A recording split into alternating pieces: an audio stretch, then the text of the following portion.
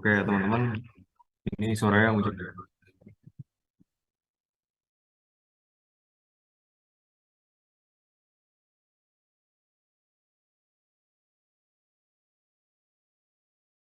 Ya, sebelumnya minta maaf ya atas keterlambatan dan kemunduran waktunya. Yang mungkin langsung kita bisa mulai resolusi hari ini.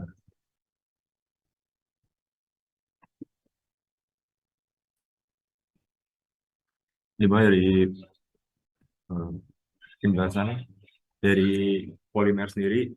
Jadi polimer kan tersusun dari banyaknya monomer ya. Kata poli itu berarti banyak dan mer itu berarti bagian, berarti artinya banyak bagian. Lanjut. Nah, eh, polimer sendiri terbagi menjadi banyak eh, pengklasifikasian polimer sendiri ada banyak pembagiannya. Yang pertama ada berdasarkan sumbernya ada polimer alam dan polimer buatan. Oke, lanjut. Selanjutnya ada juga berdasarkan bentuk rantainya. Di sini ada polimer linear, itu tersusun atas satu rantai panjang kontinu tanpa adanya percabangan dari rantai tersebut, di mana polimer linear ini tidak selalu berbentuk lurus karena ikatan pada atom karbonnya dapat berrotasi sehingga jadi bisa banyak bentuknya. Ini juga ada polimer bercabang, di mana polimer bercabang ini rantai utamanya ada cabangnya gitu. Nah, struktur rantai bercabang ini cenderung menurunkan tingkat kristalinitas dari si polimer itu sendiri. Terus selanjutnya ada berdasarkan susunan polimernya. Susunan polimer ini terdiri dari dua, ada homopolimer dan copolimer. Homopolimer sendiri itu tersusun dari satu monomer yang sama, sedangkan copolimer itu tersusun dari campuran lebih dari satu jenis monomer. Seperti contoh yang terlampir ya. Oke. Selanjutnya, nah ini ada berdasarkan sifat thermal. Jadi berdasarkan sifat thermal ini ada termoplastik dan termoset.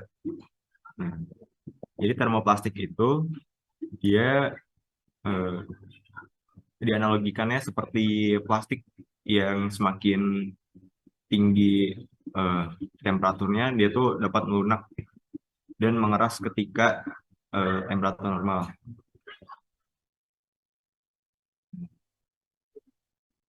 Sedangkan termoset itu kalau dianalogikan, sorry ini kalau penjelasannya nggak begitu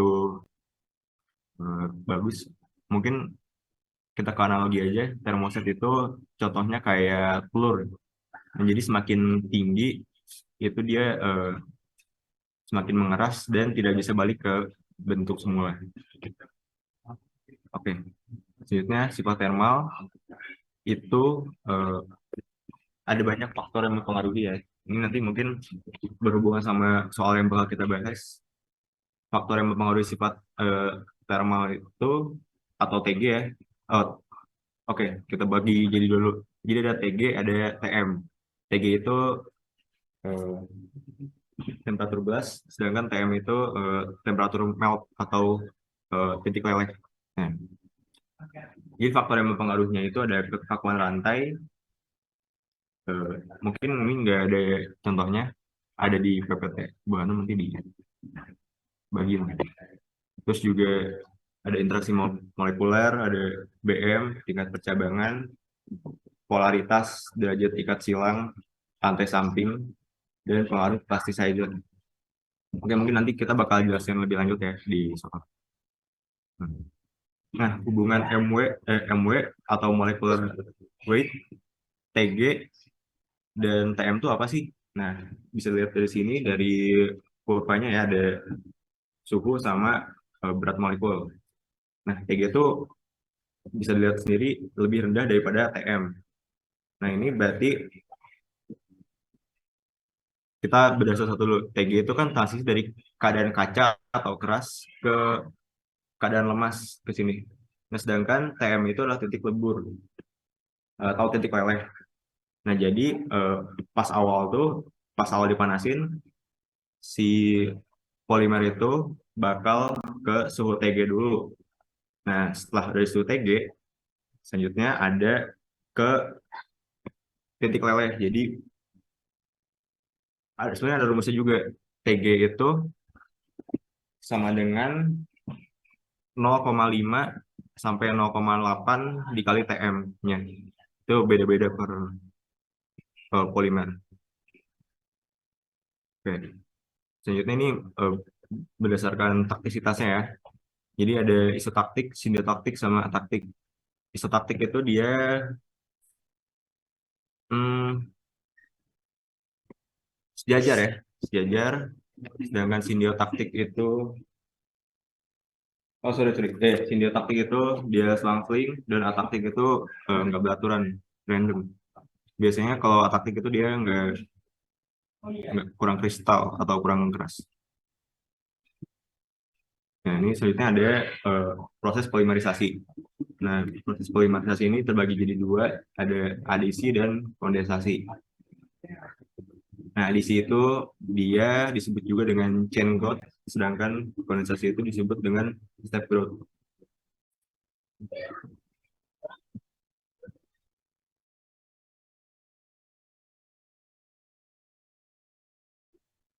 Untuk definisi polimerisasi yaitu eh, suatu reaksi polimerisasi yang mencakup reaksi adisi yang terjadi pada monomer saja atau monomer yang memiliki suatu gugus fungsi reaktif yang pada polimerisasi adisi tersebut.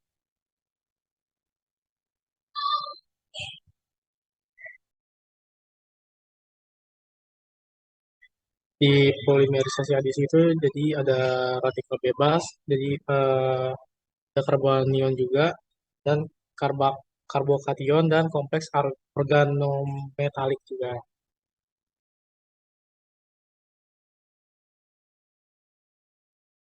Di polimerisasi adisi radikal bebas. Nah, radikal bebas ini biasanya dibentuk melalui penguraian zat kurang stabil dengan energi tertentu. Jadi radikal bebas itu menjadi pemicu pada polimerisasi. Nah, zat pemicu berupa senyawa peroksida seperti yang pada di gambar tersebut, di benzoil peroksida. Nah, senyawa inisiator ini itu yang dapat digunakan untuk polimerisasi tersebut adalah dua rantai radikal antara lain di benzoil peroxide yang terkomposisi pada pemanasan lebih lanjut. Nah, selain inisiator yang tadi, inisiator lainnya juga ada nih. Jadi antara lain senyawa-senyawa azo yang juga terkomposisi pada pemanasan atau dengan menyerap sinar UV pada inisiator tersebut.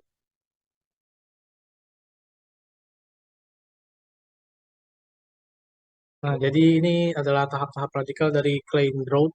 Nah, jadi jika radikal bebas dinyatakan dengan R dan molekul monomer dinyatakan dengan CH2 rangkap 2 CHX, maka tahap pemicuan dapat digambarkan sebagai berikut. Nah, jadi ini adalah tahap-tahap dari radikal Klein growth di bisa dibaca di depan ini.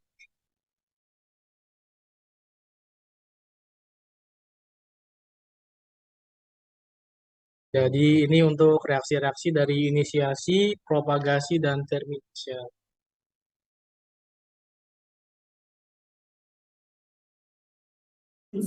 Jadi eh, ini determinasi ini bisa jadi dua kemungkinan ya, jadi kombinasi atau di isoproportionation atau di proporsionasi.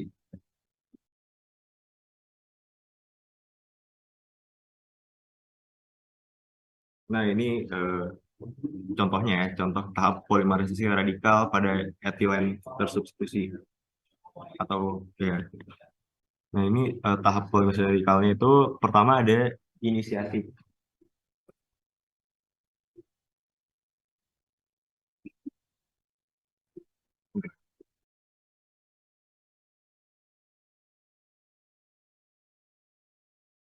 Oke, di sini awalnya eh, di inisiasi itu ada dua tahap juga. Di sini awalnya terbentuk radikal bebas, itu bisa dipengaruhi oleh pemanasan atau penyerapan sinar UV. Terus kemudian jadi ada inisiatornya itu jadi punya radikal kan. Nah, selanjutnya juga masuk tahap selanjutnya ditambahkan dengan monomer. Nah, si monomer itu sendiri ini oke, inisiatornya sendiri kemudian masuk ke monomer sehingga si monomer itu sendiri jadi punya radikal. Nah, ini buat masuk ke tahap selanjutnya yaitu propagasi. Propagasi itu bisa disebut juga sama perambatan. Nah, perambatan itu di mana dia si monomer yang sudah bersifat radikal ini akan mengikat monomer lain yang belum radikal. Hingga selanjutnya ke terakhir ada terminasi rantai. Nah, jadi terminasi rantai ini ada dua kemungkinan ya, kayak yang tadi sebutin, ada radical coupling sama diisoproportionation. Jadi kalau misalnya radical coupling itu jadi terbentuk kombinasi, di mana dia ketemu eh,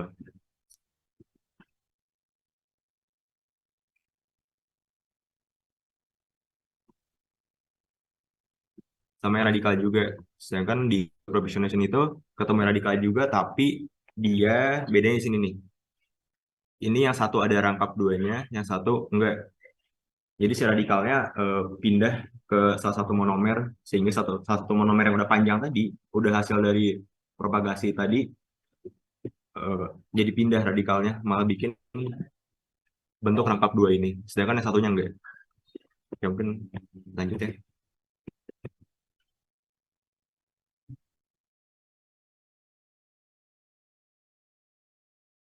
Selanjutnya ada polimerisasi Ziegler-Natta. Di mana polimerisasi Ziegler-Natta ini sebenarnya alternatif yang tidak melibatkan radikal. Mungkin ini kurang difokuskan ya, karena ini tuh polimerisasi yang memakai katalis yang tersusun dari penyangga MgCl2 atau suatu gugus logam halida dari unsur transisi 4B seperti TiCl4 dan senyawa alkil aluminium. Nah, ini mekanismenya. Menurut saya kurang begitu jelas untuk menjelaskan polimerisasi Ziegler-Natta ini. Selanjutnya bisa di skip aja ya, teman-teman. Oh iya, nah ini menyinggung tadi yang tentang isotaktik, sindiotaktik, sama ataktik,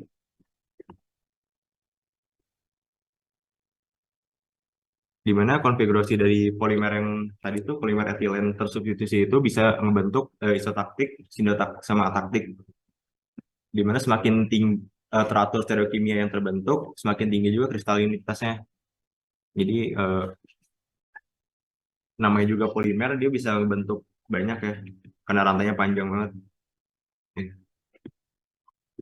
Saya banyak stereokimianya. Maksudnya. Oke, lanjut ke polimerisasi adisi ionik.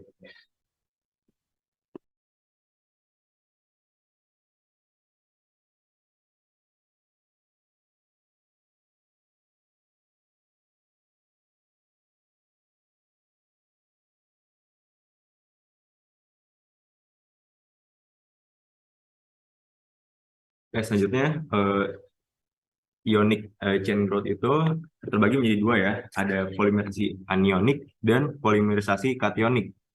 Nah, kationik ini biasanya terjadi pada monomer yang memiliki gugus pendorong atau donor elektron seperti stiren, isobutilen, vinyl, dan ya pokoknya jenis vinyl. Sedangkan polimerisasi anionik itu pada monomer yang memiliki gugus penarik elektron. Pokoknya kationik sama anionik itu bisa dilihat dari si gugusnya ya.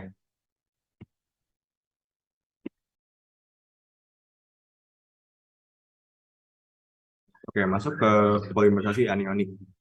Nah, jadi polimerisasi anionik itu enggak, sebelum masuk ke anionik sama kationik, kita harus tahu juga nih di ionik itu kuncinya adalah kita lihat siapa inisiatornya. Nah, kalau di anion ini dia inisiatornya berupa eh, nukleofil atau penyuka nukleus. Nah, tahapnya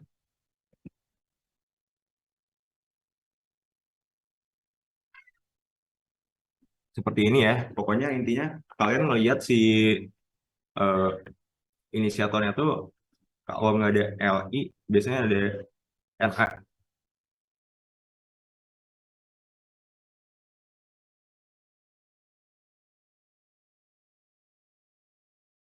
Oke, mungkin penjelasan lebih lanjutnya nanti di soal ya.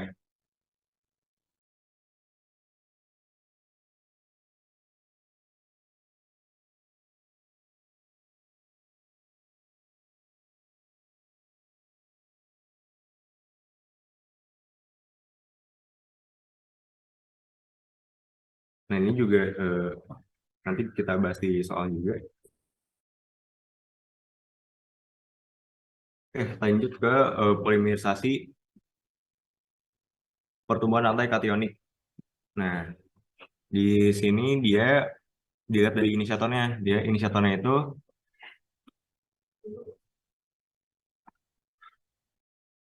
berupa asam protik atau asam Lewis.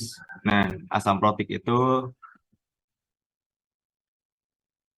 dia asam yang kuat ya, yang pokoknya yang buat diinisiasinya ini dia masuk karena ada H plus sebenarnya. Ya, mungkin ini contohnya ada HF atau BF3. Sedangkan untuk yang asam Lewis sendiri inisiasinya berasal dari BF3, SNCl4, AlCl3, AlCl3 2Cl sama ZnCl2.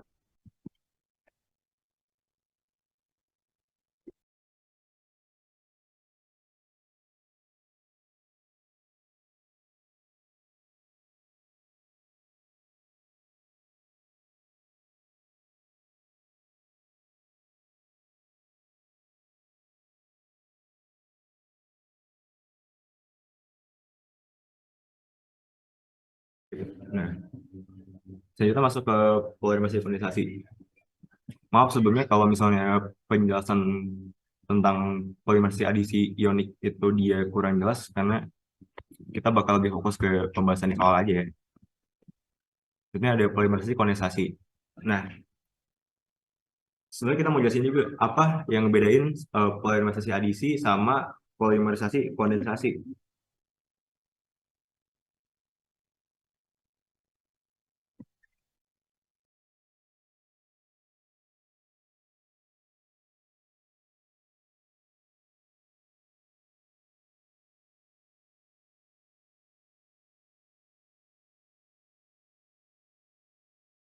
Oke, jadi kalau polimerisasi adisi sendiri dia membutuhkan inisiator, terus juga dia terdiri dari satu monomer, terus juga dia bertumbuh besar dengan pertumbuhan monomernya itu hanya pada rantai. Nah, terus juga kuncinya adalah dia punya rangkap dua, ikatan rangkap dua ya. Pokoknya nggak usah pusing-pusing. Kalau ada ikatan rangkap dua berarti dia polimerisasi adisi. Sedangkan polimerisasi kondensasi itu dia tidak begitu membutuhkan inisiator, terus juga bertumbuh besar mengikuti matriks dengan kuncinya juga ada di dia punya dua gugus fungsi dan juga dia ikatannya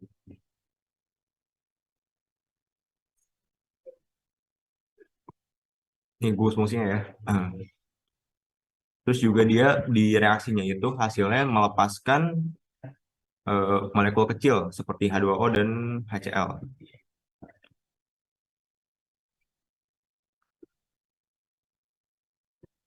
Ya, mungkin segitu dulu buat penjelasan yang eh, teorinya untuk sekedar ya pemanasan aja.